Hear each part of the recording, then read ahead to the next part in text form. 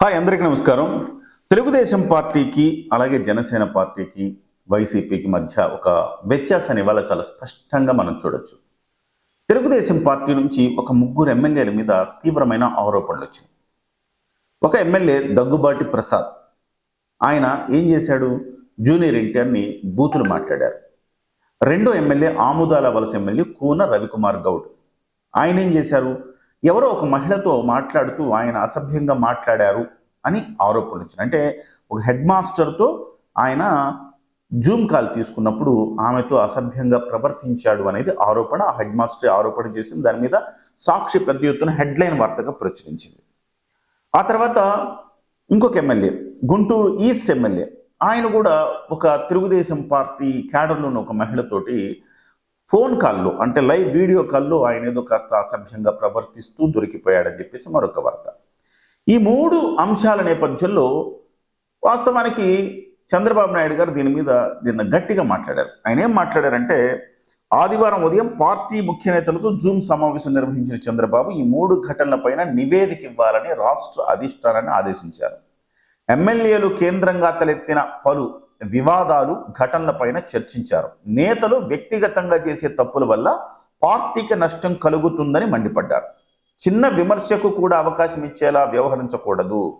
ఒకవేళ ఆయా ఘటనల్లో తమ తప్పు లేకున్నా, తప్పుడు ప్రచారం జరుగుతున్నా వెంటనే బయటకు వచ్చి ప్రజలకు వాస్తవాలు చెప్పాలి. ఇది చెప్పింది. అఫ్కోర్స్ ఆ గుంటూరుకు సంబంధించిన వ్యవహారంలో ఎమ్మెల్యే ఇంకొక మహిళతో ఆ రకంగా ప్రవర్తించాడన్న అంశంలో ఆ మహిళ ఇది కాదు, ఇది మార్ఫింగ్ వీడియో, నేను అలా చేయలేదు, ఆయన అలా చేయలేదని చెప్పేసి ఆమె వివరణ ఇచ్చింది. అదే సమయంలో కూన రవికుమార్ గౌడ్ ఏం చెప్పాడు? సో నేను ఒక్క హెడ్ మాస్టర్తో కాదు నేను మాట్లాడింది, అప్పుడు జూమ్ కాల్లో చాలా మంది హెడ్ మాస్టర్లు ఉన్నారు, ఉపాధ్యాయులు ఉన్నారు, వాళ్ళతో నేను మాట్లాడుతున్న సందర్భంలో కేవలం ఆ మహిళతో నేను మాట్లాడుతున్న ఫోటోని తీసుకొచ్చి నా మీద దుష్ప్రచారం చేస్తున్నారని ఆయన కూడా దానికి వివరణ ఇచ్చాడు. దగ్గుబాటి ప్రసాద్ కూడా దీనికి సంబంధించి పూర్తి స్థాయిలో క్షమాపణ చెబుతున్నాను జూనియర్ ఎన్టీఆర్కి అని ఆయన అన్నాడు. అంటే ఈ మూడు వ్యవహారాలు ఏం చెప్తున్నాయి? క్రమశిక్షణ, పార్టీలో క్రమశిక్షణ. సో చంద్రబాబు నాయుడు గారు ఈవెన్ వాళ్ళు క్షమాపణ చెప్పినా క్రమశిక్షణ చర్యలు తీసుకోవాలా లేదా, అసలు నివేదిక సమర్పించండి, అంతర్గతంగా ఏం జరిగింది, వాళ్ళను వాళ్ళు సమర్థించుకున్న వాస్తవం ఏంటి, ప్రజల్లోకి ఎలా వెళ్ళింది, దీని మీద తెలుసుకోండి. ప్రజల్లో చెడ్డ పేరు తెచ్చే పనులు ఎవరు చేసినా మేము ఉపేక్షించాం, వాళ్ళని మేము సస్పెండ్ చేస్తామని ఒక స్ట్రిక్ట్ హెచ్చరిక జారీ చేశారు. ఇక పవన్ కళ్యాణ్ గారి గురించి చెప్పక్కర్లేదు. ఎవరు ఎప్పుడు తన మీద ఎవరైనా మాట్లాడినా కానీ మీరు సబ్జెక్ట్ మీదే మాట్లాడండి తప్ప మీరు అన్పార్లమెంటరీ మాట్లాడద్దు, అలా మాట్లాడితే ఇమ్మీడియట్గా సస్పెండ్ చేస్తాం అని చెప్పేసి ఆయన అనేక సందర్భాల్లో చెప్పారు. కొంతమంది మీద చర్యలు కూడా తీసుకున్నారు. సో క్రమశిక్షణా పరంగా వస్తే నెంబర్ 1 అని చెప్పాలి Janasena party, number 2 Telugu Desam party అని చెప్పాలి. ఈ రెండు పార్టీలు కూడా క్రమశిక్షణను ఎక్కడ ఉల్లంఘించినా సహించవు. అట్ ద సేమ్ టైం మనం వైసీపీ గురించి కూడా మాట్లాడుకోవాలి. ఇంకా వైసీపీలో కొడాలి నాని ఎన్నిసార్లు బూతులు మాట్లాడాడండి? ఏ రోజైనా జగన్మోహన్ రెడ్డి గారు ఇది తప్పు నాని అని చెప్పాడా? ఎంకరేజ్ మంత్రి పదవి ఇచ్చి తిట్టించాడు. ఆ తర్వాత రోజా ఎలాంటి బూతులు మాట్లాడింది? నిన్నగాక మొన్న గాలిన కొడుకులంది ఏమన్నా ఉందా? సో అలాంటి రోజాని ఇంకా భరిస్తున్నాడు. చూసావా, ఆయన గొప్పోడు. ఎందుకంటే పార్టీని అన్ని విధాలుగా భ్రష్టు పట్టించి అది బూతు పార్టీగా సమూలంగా ప్రక్షాళన చేశాడు. బూతులే మాట్లాడాలి, బూతే భవిష్యత్తు అన్న రీతిలో జగన్మోహన్ రెడ్డి గారు పార్టీకి ఆ రకమైన దిశానిర్దేశం చేశారు. ఆ తర్వాత పేర్ని నాని కొడక గిడక అని ఎలా మాట్లాడాడో మనందరికీ తెలుసు. పేర్ని నాని. సో వీళ్ళంతా దిగజారిన రాజకీయ నాయకులు. అంటే వాళ్ళని వాళ్ళు దిగజార్చుకొని పార్టీని కూడా దిగజార్చేశారు. ఇక జోగి రమేష్, ఈయన గురించి అయితే ప్రత్యేకంగా చెప్పుకోవాలా. పార్టీ సమావేశంలో అంటే ఒక బహిరంగ సభలో చిత్తకార్తె కుక్కలను, పిచ్చి కుక్కలను, ఏదేదో ఇలాంటి దుర్మార్గపు మాటలు చంద్రబాబు గారిని అలాగే పవన్ కళ్యాణ్ గారిని దూషిస్తే, అరే ఇది తప్పు జోగి రమేష్, ఇలా మాట్లాడకూడదు, జనాలు మనల్ని తిట్టుకుంటారు, జనాలు మనల్ని అసహించుకుంటారని చెప్పాల్సిన జగన్మోహన్ రెడ్డి గారు ముసిముసి నవ్వులు నవ్వుకున్నారు. ఆ రోజు మీ అందరికి గుర్తుండే ఉంటుంది ఆ సమావేశం, జోగి రమేష్ పెడన్లో పెట్టిన ఒక సమావేశం. సో ఆ రకంగా జోగి రమేష్కి ఆ తిట్టినందుకే ఆయనకు కూడా మంత్రి పదవి ఇచ్చాడు.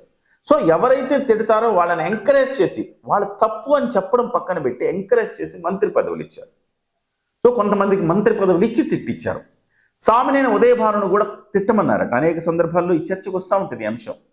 ఇంత సీనియర్ ఎమ్మెల్యే సామినేని ఉదయభాను జోగి రమేష్కి వచ్చింది, సామినేని ఉదయభానుకి ఎందుకు రాలేదు అంటే, సామినేని ఉదయభాను నేను తిట్టను అన్నాడు కాబట్టి సామినేని ఉదయభానుకి మంత్రి పదవి రాలేదు. ఇది అందరికీ తెలిసిన అంశం. సో ఇక అందరి గురించి ఇంకా స్పష్టంగా ఇంకా కొంచెం గట్టిగా తెలుసుకోవాల్సింది పోసాని కృష్ణమురళి.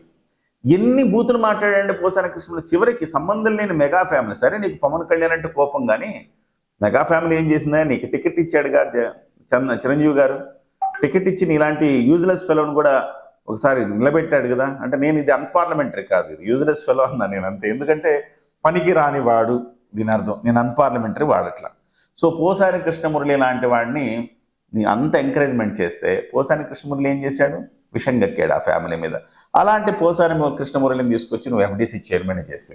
సో ఈ రకంగా చూస్తే జగన్మోహన్ రెడ్డి అంతా భూతే భవిష్యత్ అని చెప్పేసి తన పార్టీని మొత్తం భూతమయం చేస్తే, ఇక్కడ చంద్రబాబు నాయుడు గారు అలాగే పవన్ కళ్యాణ్ గారు వాళ్ళ పార్టీని కడిగిన ముచ్చల్లాగా అలానే క్వాలిటేటివ్గా నిలబెడుతున్నారు. ఇది రెండింటికి ఉన్న తేడా. ఏదేమైనా జగన్మోహన్ రెడ్డి గారు వీటి వల్లనే 11 సీట్లకు పరిమితం అయ్యామని ఇప్పటికన్నా తెలుసుకుంటాడో లేదు తెలుసుకోకపోయి ఉండొచ్చు. ఎందుకంటే తెలుసుకుంటే రోజా మళ్ళీ ఈ రకంగా మాట్లాడేది కాదు కదా.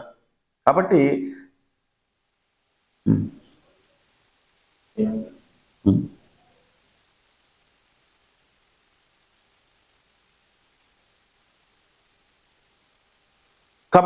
రెండు పార్టీల మధ్య, అంటే ఒక కూటమి పార్టీలకి అలాగే జగన్మోహన్ రెడ్డి పార్టీలకి మధ్య ఉన్న వ్యత్యాసం చాలా స్పష్టంగా కనపడుతుంది. ఒకళ్ళు బూతులతో రాజకీయం చేయాలనుకుంటారు, ఒకళ్ళు జనానికి మంచి చేసి రాజకీయం చేయాలనుకుంటారు.